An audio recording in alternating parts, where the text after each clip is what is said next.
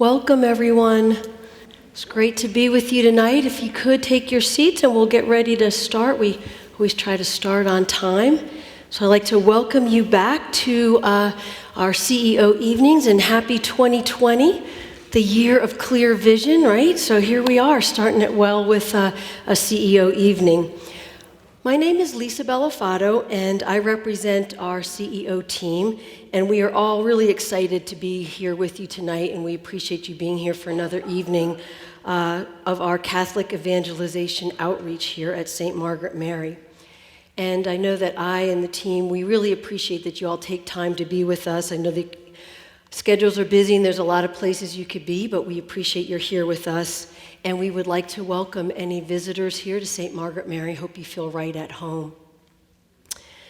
If you've been with us before for CEOs, and I see some familiar faces out in the audience, you know that it's really a great opportunity to strengthen our relationship with God and to really, because we get this opportunity through these stories to really hear their faith stories of our speakers and to take that time to really listen to what God might be sharing with us or asking of us in our lives.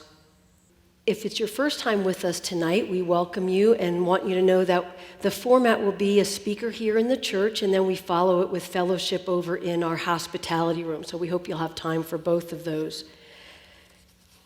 If it is your first time, we hope that you were able to pick up the little CEO brochure. It gives you a nice background on how this ministry started and how we brought it here to St. Margaret Mary. And our back table there lets you know of any upcoming events as well. And if there's a particular topic you'd like to hear about, or you feel that you have a story you'd like to share through CEO, please let one of our greeters know in the back, and we can hopefully get you on the schedule as well. So now it's my pleasure to get to welcome and introduce our speaker, Deacon Chuck Bent. And Deacon Chuck was born on Coronado Island. He has a bachelor's degree in mathematics and a master's degree in business administration, specializing in audits and information systems. And he earned both of those degrees at California State Polytechnic University. Over the years, Deacon Chuck has had several finance jobs, like Vice President of Finance at Teledyne, Director of Internal Audit at ResCare, and he's currently serving on the board of Wemberley Hills as treasurer. Deacon Chuck moved to Louisville in 1997 and got his master's degree in theology from St. Meinrad's. Deacon Chuck has been our deacon here at St. Margaret Mary since 2006. He has been married to his wife, Cindy, for almost 47 years. And he says that they've been married 3 times. Once at a chapel in the mountains, once in the church, which was the official church marriage, and once at the wishing well of Sleeping Beauty's castle at Disneyland on their 25th wedding anniversary with 2 priests presiding. Deacon Chuck admits that as the head of the house, it is his job to make sure that whatever Cindy wants done gets done. And I think maybe that might be your secret to 47 years. I'm not sure, but I think that's wise. Not only does Deacon Chuck help others with their spiritual health, but he's passionate about helping with their physical health as well. Since 2010, Deacon Chuck has been the program director at the weight loss department for Baptist Milestone Wellness Center. And Deacon Chuck walks the talk. Because get this, he hasn't had a donut in over 12 years. 12 years, peeps. We have donuts here all the time at church. So 12, and he's only had one single slice of pizza while he was in Chicago one weekend. So I'm pretty impressed with that. So on that note, let's give a warm welcome to our very own Deacon Chuck as he shares his story about stepping stones.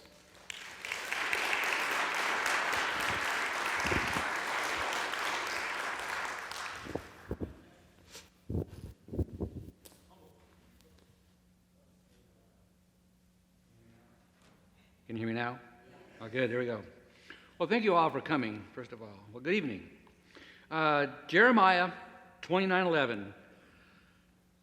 For I know the plans I have for you, declares the Lord, plans to prosper you and not to harm you, plans to give you hope and a future. This is my story, a story of faith lost and faith found, a story of going astray, but yet finding later on that God had placed stepping stones before me, guiding me back, yes, guiding me back every step of the way.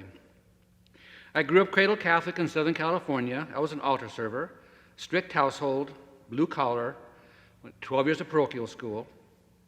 I started school a year early and was always the youngest and smallest kid in class. I was also the most mischievous, always challenging authority and pushing that envelope. I was every teacher's nightmare. But being an altar server at Mass was different. It was a privilege, and I always strove to do my best when serving. So after 8th grade, it seemed natural to go to high school seminary. But school was school, and boys would be boys, and I was on disciplinary probation my entire freshman year. I was called to the dean's office almost nightly, yes. Then, at the start of summer, I unexpectedly got kissed, and suddenly my plans changed. So my sophomore year, I decided to go to the all-boys Catholic high school.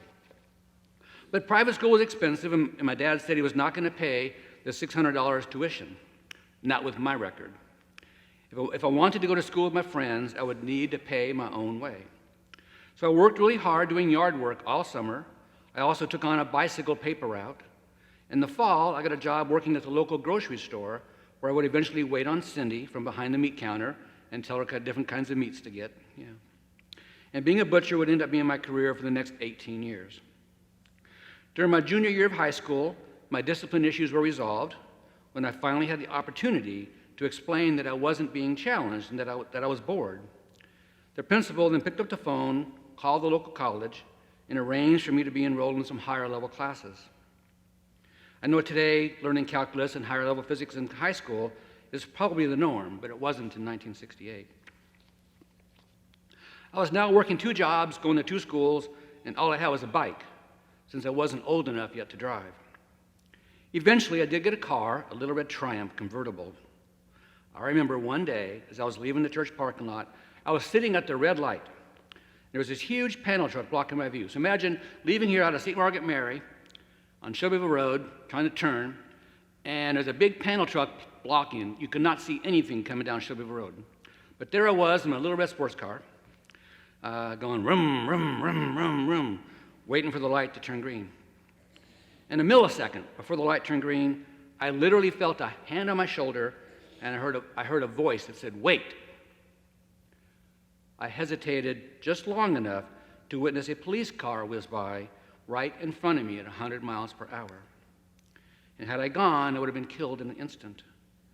I suddenly realized that guardian angels did in fact exist. But the further I grew away from God over the years, the deeper that memory would get buried. After high school, I enrolled at California Polytechnic, Cal Poly Pomona. It was so close to home, I never thought to apply anywhere else. During my sophomore year in college, I finally did ask Cindy out on a date. We went ice skating, and afterwards, when I was saying goodnight to her, I heard a voice say, "This is the girl you are going to marry." I said, "Really?" And the voice says, "Yes, this is the girl you are going to marry." I said back, "Wow, how cool is that?" As I looked at my future bride, and I saw her silhouetted in the street light of the moonlight, or maybe it was just her halo, but the saint she is. We got married during spring break, my junior year, and we moved into this tiny little house, not much bigger than our kitchen right now. With mathematics being such a broad field, I was trying to find my niche.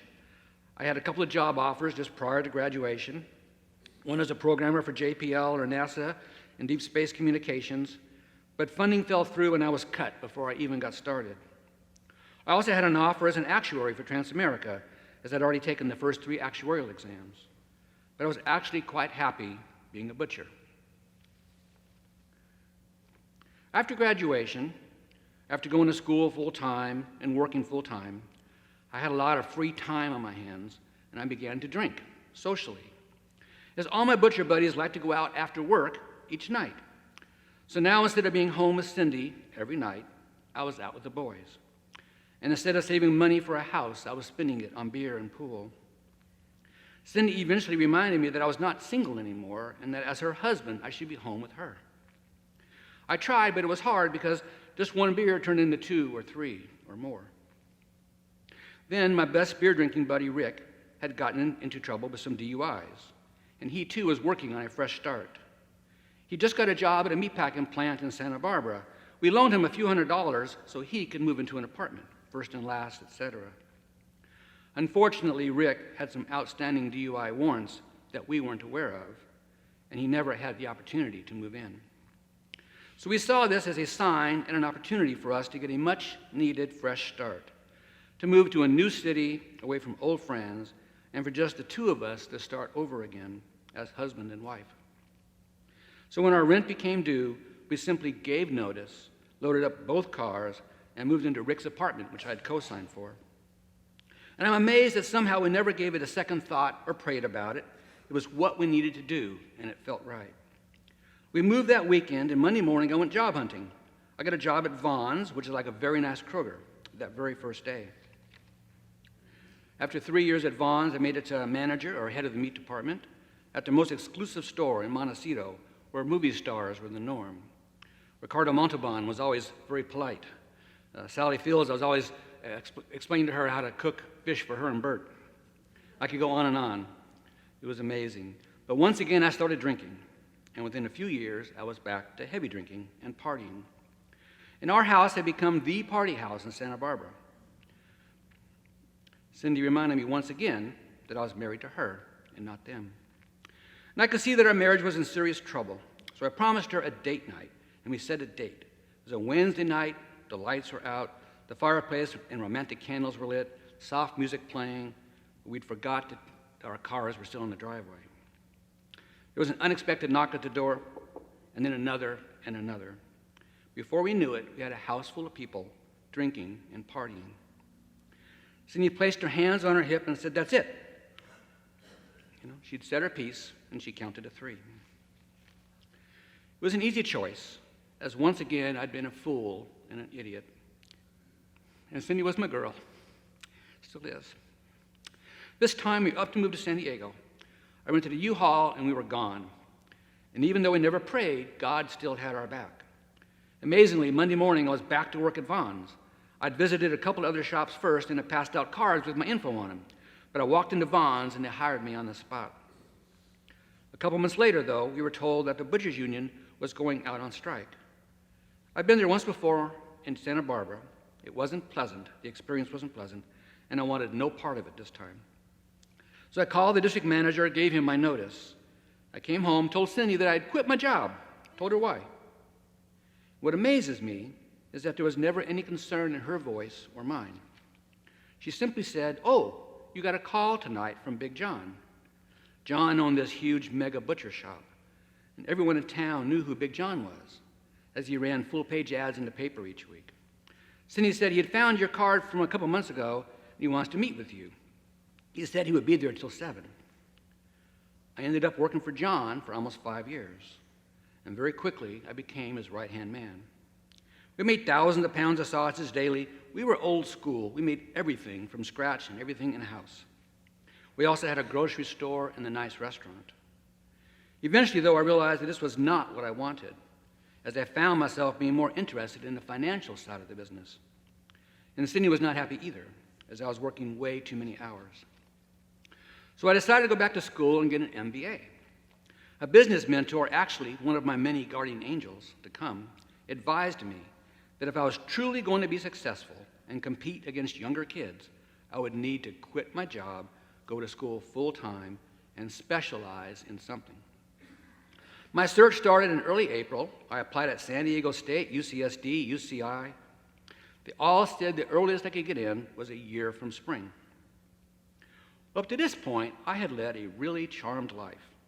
I had never been out of work a single day in my life, and every single time I reached for a door, it simply opened before me. But right about now, I was starting to get discouraged. Why couldn't I get into grad school? I mean, how hard could it be really? And I just could not wait a year or two to get started. I couldn't. So late April, I went to my alma mater, Cal Poly, to get transcripts to send off to San Diego State, UCSD, etc. And when I was done and all the transcripts were ordered and paid for, I was talking to the girl behind the counter, telling her my sad story. She thought for a second, and then she said, "You know, if you enroll for the summer semester, you are automatically enrolled for the fall." So I said, "And when is the deadline for summer?" She said, 2 o'clock today, and it was 1:45. I suddenly realized that this was the door that was supposed to open. Yes, this was the door. I had my application and check filled out in 10 minutes. My new guardian angel looked my application over and asked, "Did you want the MBA or the MSBA?" I had seen these two boxes on the application form, but I had been in such a hurry that I had miraculously left that section blank. I said, "What's the difference?" She said, "Well, the Master of Science was brand new and had a specialization in audit and computer science." I said, "I'll take that one." I later learned that we would be highly specialized financial auditors and much, much more. 2 weeks later, I was accepted. We put our Ocean View condo in Carlsbad up for sale, and we moved to LA. We put our home equity and our life savings into our future. But sadly, God was never in the picture. During my last week of finals, I got a call from someone named Jack, who said he had my resume. I was puzzled as I had not sent my resume to anyone. Then it dawned on me that one of my professors, another guardian angel, just a week or so earlier, instead of our usual Monday quiz, had asked us all to prepare and turn in a resume, which he then made copies of and took to a conference and shared. Jack was a controller for a Fortune 100 company with operations all over the world. According to him, I would be visiting or auditing all of these operations, and they would pay for everything. I couldn't even wrap my mind around it. When we got home from the interview, I had a message to call Jack at his home. He gave me a job offer and asked when I could start, and he cautioned me that if I accepted this job, I would be traveling 48 weeks each year away from home. I had already had an offer from one of the big 8 accounting firms the morning before, but this offer seemed unbelievable, so I just had to see it to believe it. As it turned out, being away from home actually strengthened our marriage. It was exactly what we needed at the time. Who would have thought?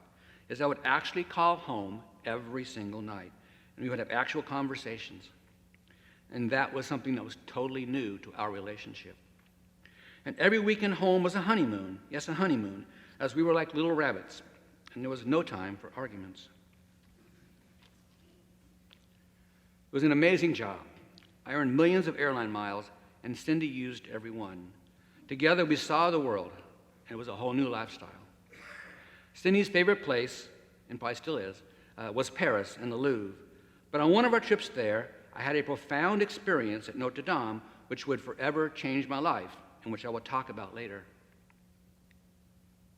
Our audit staff played many roles. We often helped out on special projects.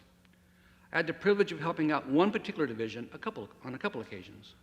It wasn't that big, about 1,200 employees across 6 states. I spent several weeks there once helping them with a software implementation. And then a few years later at the Joliet location, where I worked particularly close with their senior vice president, Vince, who would end up being another guardian angel, one who had changed my life more than once. Now fast forward a few more years, I've been traveling 48 weeks each year for 12 years now, and in early '96, I had just completed an extended European trip that lasted 6 weeks. Luckily, Cindy was with me. But that trip was exhausting, and I just wanted to sleep in my own bed. As I said earlier, on one of our trips to Paris, I'd had this profound experience. And every time we went back, I would always go and just hang out at Notre Dame. We had toured lots of cathedrals, but for some reason I was particularly drawn to Notre Dame. Then on one occasion as I was there, and as I heard the organ begin to play, something deep inside of me stirred, and I just sat down and began to weep. The tears just came, and I found myself shaking, and I couldn't stop.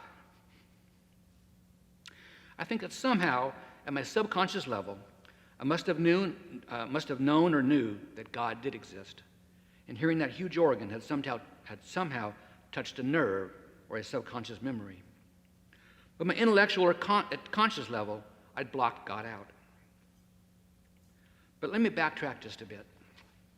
In my youth, I'd actually ran away from God. My image of God had been shaped by my authority figures. That is generally how it is for all of us. And whenever I broke a rule or got in trouble at school with the priests and nuns, back when corporal punishment was the norm, I was in twice as much trouble when I came home. To me, God had become the old man in the sky with a lightning bolt who would sit up there, look down, looking for anyone just to step out of line so we could zap them. The final straw, though, regarding God, was when I was 18. My dad hadn't said a word to me in quite a while, as somehow every time we spoke, I pushed his buttons. It wasn't intentional, it was just our chemistry. So one Sunday night at the dinner table, my dad said, "Well, son, I haven't talked to you in a few weeks, so how is school going?" I said, "It's going good. I'm taking math and physics and chemistry. Oh, I'm taking a course on evolution." And my dad said, "You don't believe that crap, do you? The Bible says God made the world in 6 days, and that's how it is." And then I said, "Oh, I don't know. I think the Bible and evolution could go hand in hand." And the next thing I remember, I was literally doing somersaults as I was physically thrown out the front door and down the porch. And my dad said, "No son of mine who believes in evolution will ever live in my house." Slammed the door. I don't recall if I snuck back in that night, or slept in the car, or slept in my car, but my mom helped me move out the next day. I moved in with some college friends. And after that, I just quit thinking of God for the next 20-some years.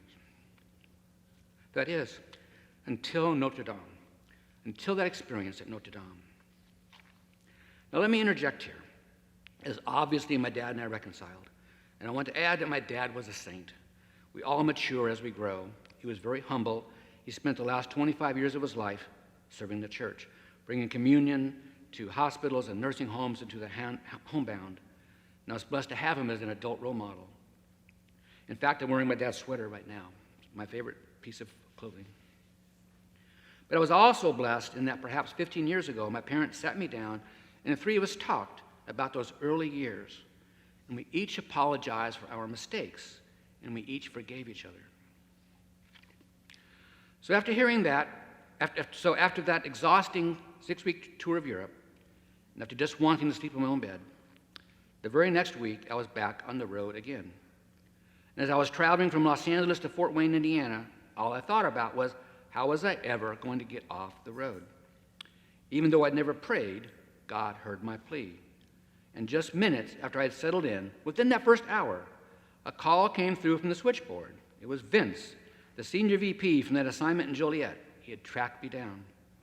He said he was now president of that division, and he wanted me to be a CFO controller. And I would not have to move or relocate, as their home office was based in Los Angeles. Once again, another prayer or sigh that wasn't even directed to God had been answered. So just a month after my last Paris or Notre Dame experience, I was now commuting every day an hour and a half each way, versus an easy 10-minute drive to the local airport on Mondays and 10 minutes back on Fridays. We lived 75 miles away in the high desert above Los Angeles. I would leave the house at 4:25 in the morning and get to work around 5:45 or 6. I had to cross through the high desert and then cross over the mountains and into the valley before I hit any traffic. And now I had all this free time on my hands to think about God. And this desert experience was foundational to my faith journey. The high desert had 80-mile visibility, and at 4:30 in the morning, you could see billions of stars in a huge Milky Way and all the galaxies. And you could see the rocky desert landscape lit up by the moon. And as I commuted each day and night, I marveled at all of this. And I had to keep asking myself over and over, was all of this really created by accident, as I had come to believe? Or was there some higher power? And I played with this question daily, back and forth, back and forth, back and forth. But then, the second year into my job, our parent company was a victim of a hostile takeover. And the first order of business for the new parent company was to start selling off the various divisions, as we were worth more in pieces than we were as a whole.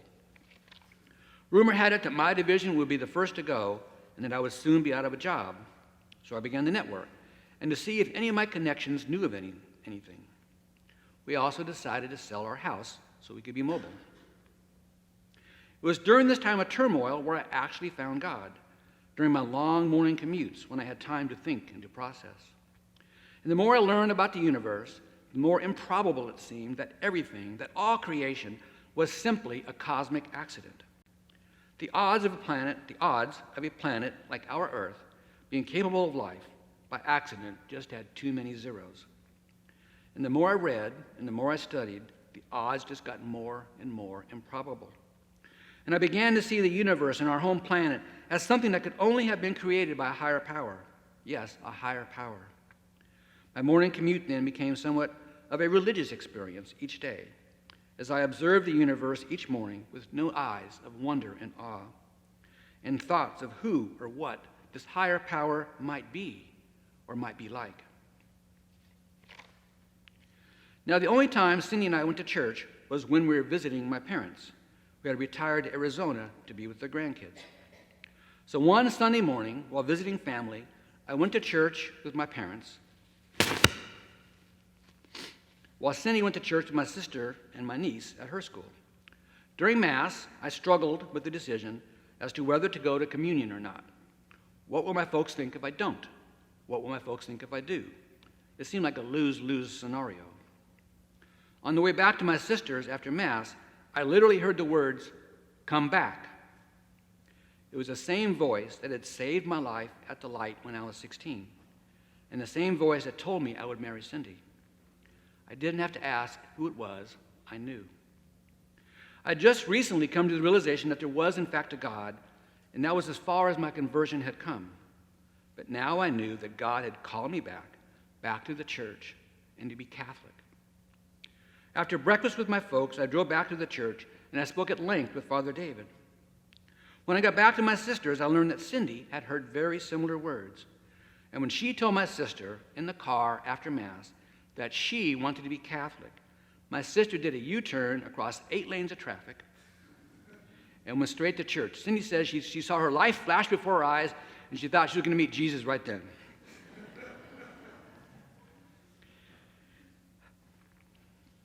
Now, we discovered that at the exact same time I was talking to Father David in the rectory, Cindy was talking to Father Miguel in the church office about her experience.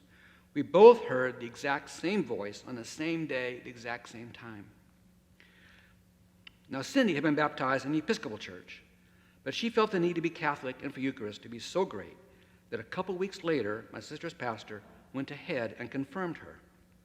He then told her that when we finally relocated to wherever my new job would take us, to then go ahead and go through the RCIA process. After our call to come back to the church, I began to attend the 6 a.m. daily Mass before work in Santa Monica near my office. But something just wasn't right. There was this huge disconnect. As each morning during Mass, as I was trying my best to be engaged, I somehow felt like I was standing on the outside of the church looking in. Something was definitely wrong. And each day after Mass, as I got in my car, I would pray for a sign, but none came. After about 2 weeks of this, as I got back in my car, I just sat there and wept. Then I yelled at God. I said, "You're the one who called me back. Here I am, Lord. What is it you want me to do? What is it I'm supposed to be doing? What am I doing here? What am I doing wrong?" And I desperately needed to talk to someone. So later that morning, I called the parish office. I got an appointment with a priest. When I arrived, we chatted for a while. And then he said, "Would you like me to hear your confession?" I said, "Yes, but I need to tell you that for the past 20-some years, I've lived my life like there was no God." And then I knelt down and I said, "Bless me, Father, for I've sinned. It's been 27 years since my last confession. I've committed almost every sin there is." And I broke down sobbing. Like St. Peter after his third denial when he wept bitterly. And then when Father placed his hands over my head and said, "Chuck, that was a good and sincere confession. Your sins are forgiven you," I suddenly felt as if the weight of the world had been lifted off of my shoulders. That was exactly what I needed, as I was now reconciled back into the church. With just weeks to my departure, the parent company offered me 2 jobs. One in LA as a controller for the company that makes those black boxes for the airplanes, and one in Pittsburgh as our corporate IT database administrator. I've been given 2 weeks to decide which of the two I wanted. The only problem was that I did not want either one, as I just could not see myself working for this new management. And as I continued to network, we prayed for a third option. Then around 2 p.m. on Thursday of that second week, with just 1 day left, I received a call from an executive secretary in Louisville. I kid you not. She said that if I could be at the Delta Club room at the Dallas airport at 9 p.m., 7 my time, I could have a job interview. It turned out that my former CEO and guardian angel, Vince, was sitting in first class next to another CEO and told him all about me and that I was looking. I finished what I was working on, cleared off my desk, and drove to LAX. As promised, I had my 9 p.m. interview. I learned that there would be some travel, but not like before. And an hour later, I was on the phone to Cindy, telling her that we were moving to Louisville and that we were both going house hunting in Louisville the next day. Talk about doors opening and prayers answered. We moved to Louisville in December of '97, and at the realtor's suggestion, we joined St. Margaret Mary. Our furniture arrived, and we settled in to Cindy's new dream house. We had contractors there for like 3 months, making all kinds of modifications to it. It was a new dream house, and one that I promised her for quite a while. And just as everything fell into place, for the 4th time in my life, I heard that same voice again. And the voice said, "Turn your life over to me." All I could think of was that I was supposed to sell everything we had, including Cindy's new house, and give it to the poor. Well, if that's what God wanted, I could live with that. But how could I possibly explain that to Cindy? I asked God 2 or 3 times to clarify what he meant, but there was no response. I wasn't exactly sure what I was supposed to do, but telling God no was not an option. So I firmly resolved myself to answer his call by becoming more active in church life. And as promised, we immediately enrolled in the RCIA program here at St. Margaret Mary, and when I was in town, I would also go. And that spring, another guardian angel got us involved with Renew 2000, which is a story in itself. Another guardian angel, I see her back in the back row.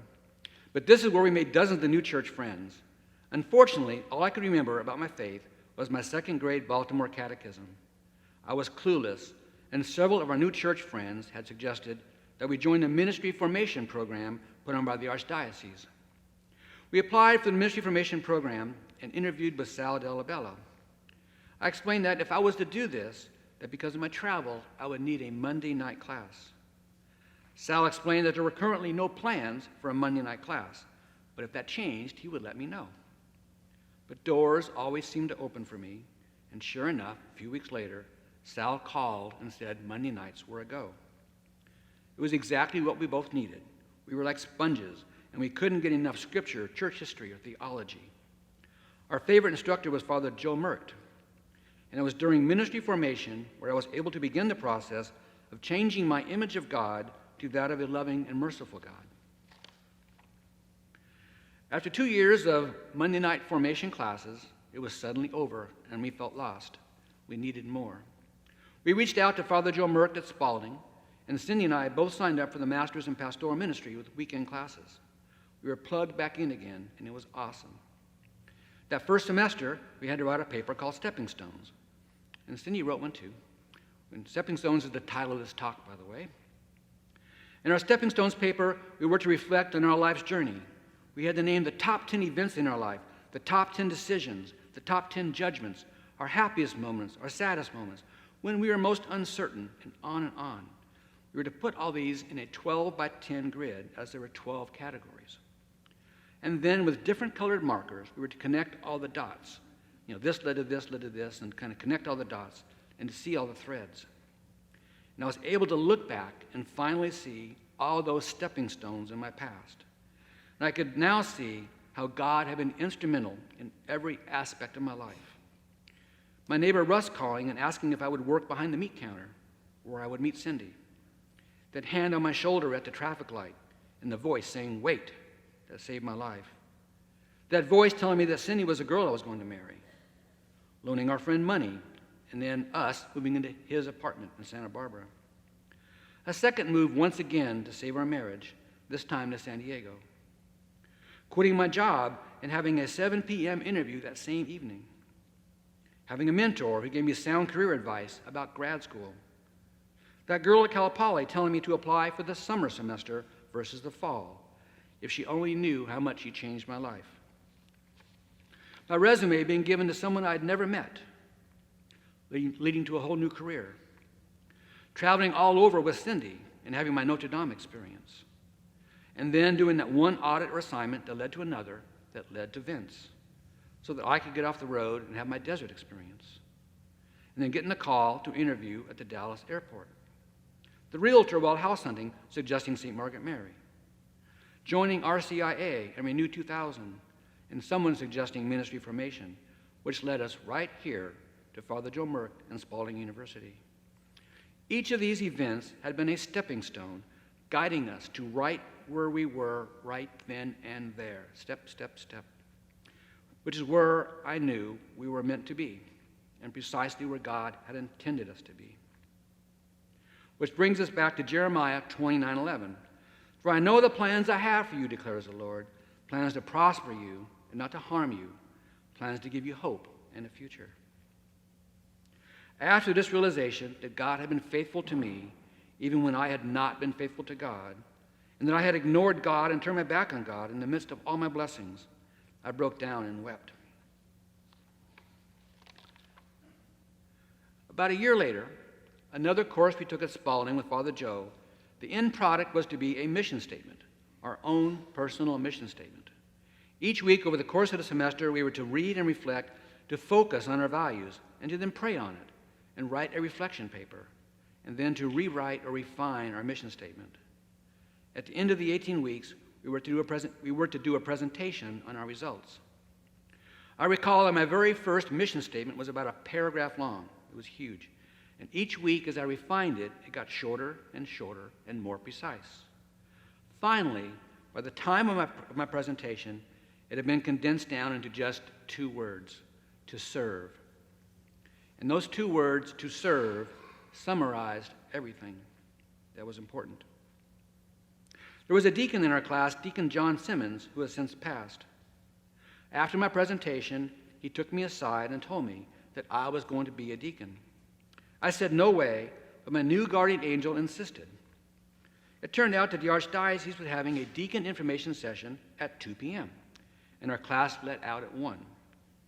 What are the odds? We arrived and sat down, and when they started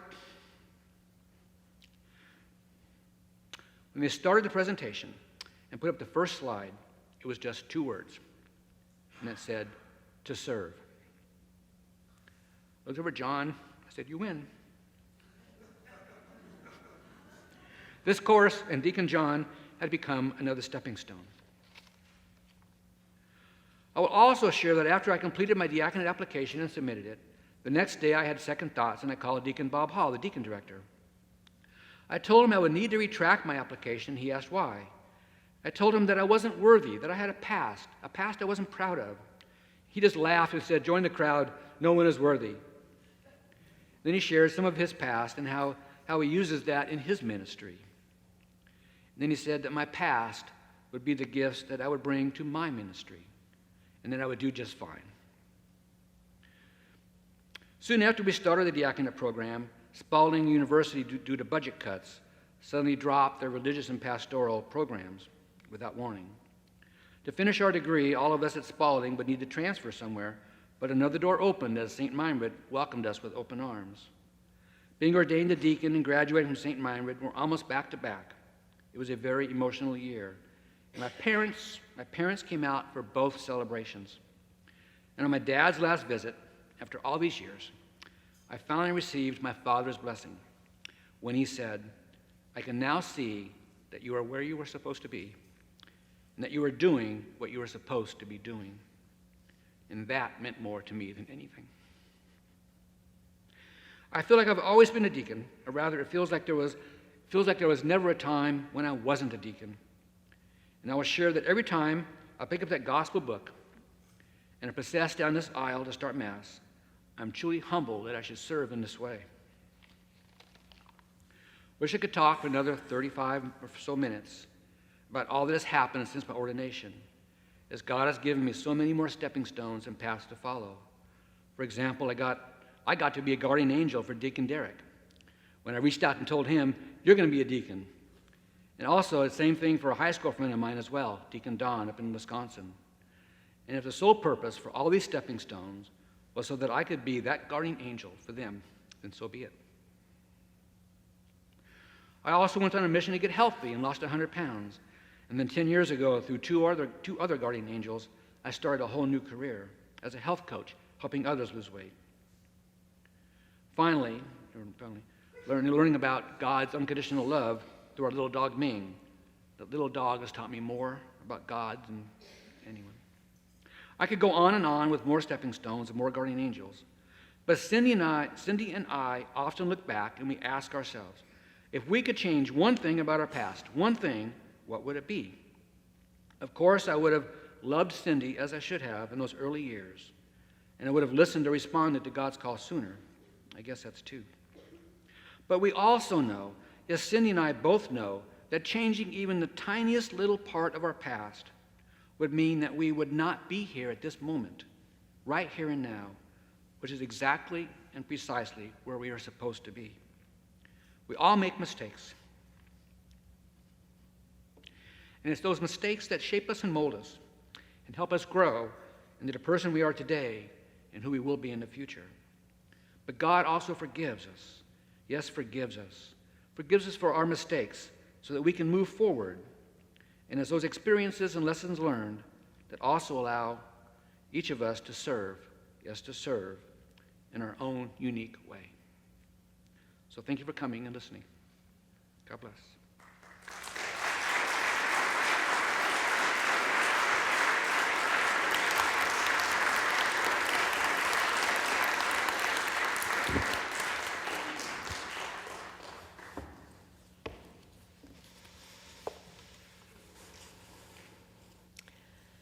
Wow, thank you so much. That was really a beautiful story, and I think we all so appreciate just your honesty with it and sharing with us your path. And and I know it just resonated with me with things that I've gone through in my time away from the church. And I think it's so beautiful to say, regardless of the stones of what we've traveled in our life, some of the stones are things we're going to be very proud of and feel good about, and then there's others that we just don't feel as good about, but it shapes who we are and where we are, and that we're listening, that you followed God, and here we are. So thank you for that gift and reminding us that the good and the bad brings us to where we are and to that point to be able to serve and to love God. So thank you, Deacon Chuck, and maybe another round of applause for him and his beautiful story. Thank you.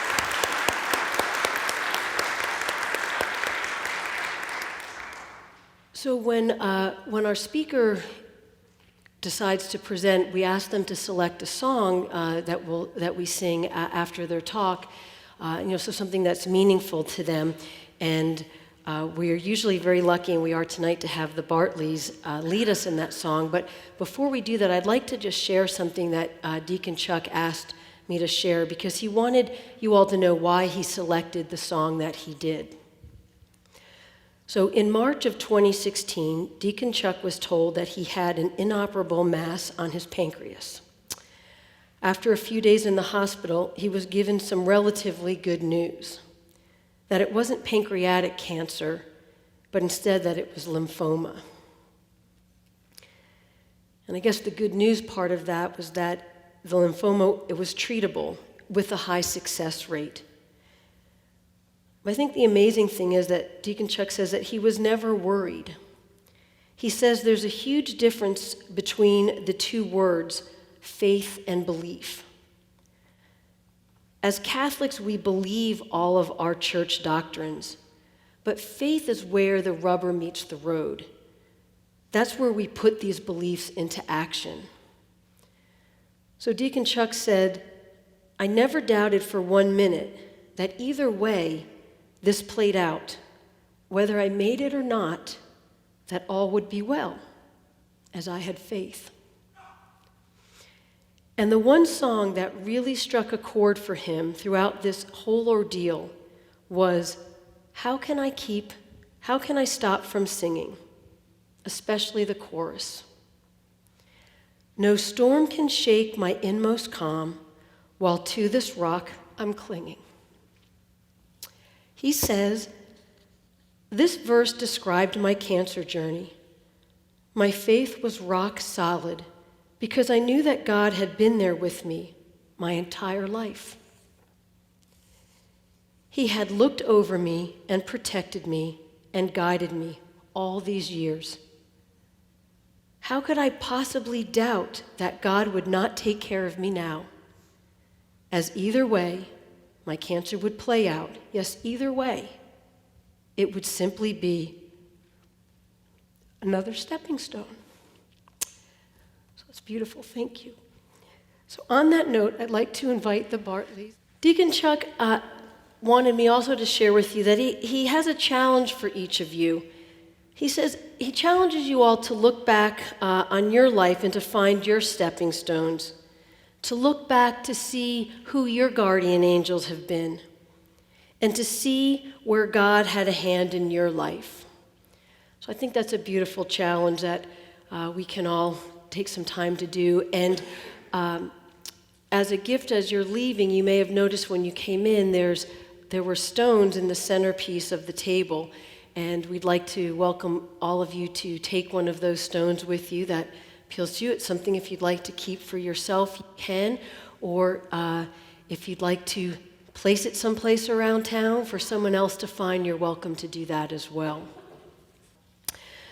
So we're so happy that you got to join us this evening for our time. We, as always, ask you for your prayers for the continued success of CEO and to call others to listen to God's voice, to maybe share their stories and the good news of God with others.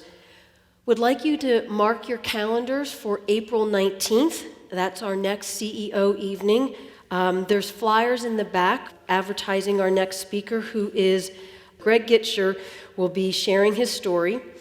After serving as a Louisville police officer and agent for the U.S. Secret Service, Greg had one more service to master and entered the diaconate program to serve God in his church. And he says, I was chosen to be the close escort of Pope John Paul II. That experience was my epiphany that led me on the journey to being an ordained Catholic deacon. So we hope you can join us on another powerful and faith-filled journey. So from all of us here at CEO, we wish you a blessed and reflective Lent and a happy Easter. God bless you all, and we hope that you will be with us on April 19th. We'll look forward to seeing you over in the hospitality room, and thank you for your time this evening.